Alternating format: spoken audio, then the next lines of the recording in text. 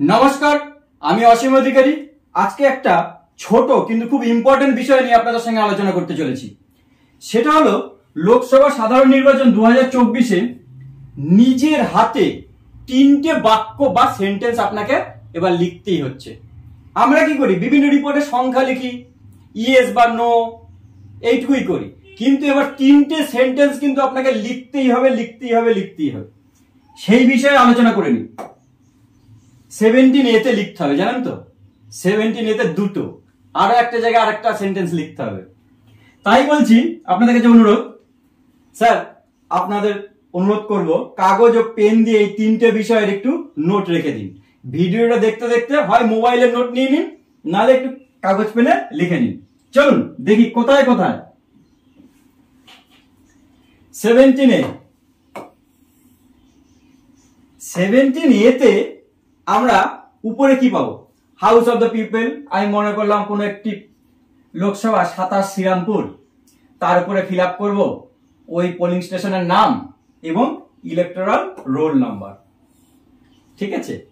আচ্ছা, আর তার নিচে না একটি সেন্টেন্স এবার আপনারা 17A তে পাবেন।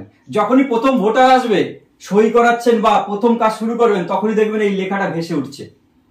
তখনই আপনার মনে পড়ে যাবে, আরে ওইটা আমার ভুল হয়ে যায়নি তো। কি লেখা আছে? Total in the control unit checked and found to be 0।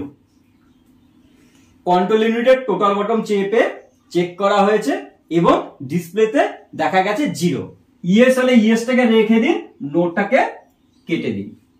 এবার বলছে if yes then write the above sentence in ink. নিজের কালিতে লিখুন। আমি লাল কালিটা ব্যবহার করেছি বোঝার সুবিধার জন্য, যাতে উজ্জ্বলতা আসে। আপনারা নীল বা কালো কালির পেন ব্যবহার করবেন, লাল কালির পেন ব্যবহার করবেন না। এর নিচে আপনাকে নিজে হাতে লিখতে হবে total in the control unit checked and found to be 0। আর 17A তে আরেক জায়গায় আপনাকে বাক্য লিখতে হবে। সেটা কোথায়? লাস্ট ভোটার ভোট দিয়ে চলে গেল। মনে করুন লাস্ট ভোটার আমার 17A সিরিয়াল নাম্বার ছিল 736। আমি 736 ধরেই লেখাটা লিখছি। ওই ভোটারের ইলেকট্রাল রোলের সিরিয়াল নম্বর কত? 155 লিখলেন। এপিক দিয়ে ভোট দিয়েছে, ইপি লিখলেন, ওনার টিপ বা সই নিলেন। এর নিচে আপনি একটা পুরো লাইন টেনে দিন।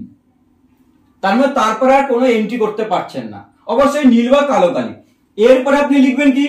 The serial number of the last entry in form 17A is 736। এই লেখাটার পরে বাদিকে পোলিং এজেন্টদের সই করান।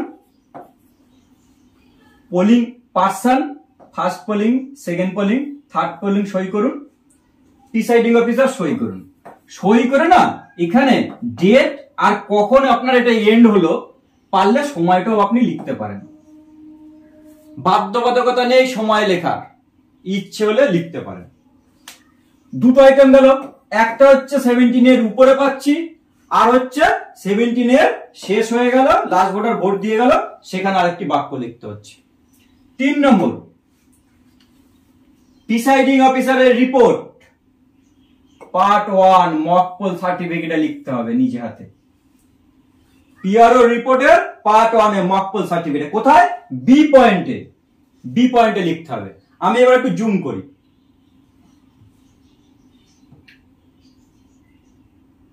ব্যাস, এখানে আছে clear button on the control unit has been pressed to clear mock poll data.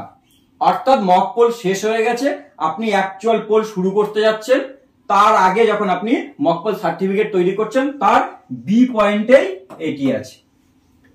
Within bracket yes oblique no, অবশ্যই ইয়েস, তাই আপনি নোটাকে কেটে দিন। টিক দিয়ে করবেন না, নোটা কেটে দিন। If yes then write the above sentence in ink. এখান থেকে শুরু করে এই পর্যন্ত আপনাকে পেনে হাতে লিখতে হবে। কি লিখছেন? Clear button on the control unit has been pressed to clear mock poll data. Control ইউনিটের ক্লিয়ার বাটন চেপেছেন এবং মক পোল ডাটা আপনি ক্লিয়ার করে দিয়েছেন। অর্থাৎ অ্যাকচুয়াল পোলের জন্য আপনার কন্ট্রোল ইউনিট বা পুরো ইভিএম সেটটা এবার রেডি। এই 3টে সেন্টেন্স, এর বাইরে আর কোনো সেন্টেন্স আপনাদের এবারের ইলেকশনে কোথাও লিখতে হচ্ছে না। সবাই ভালো থাকবেন, ঠান্ডা মাথায় ভোট করে বাড়ি ফিরুন, এইটুকু প্রত্যাশা রাখি। নমস্কার, ধন্যবাদ।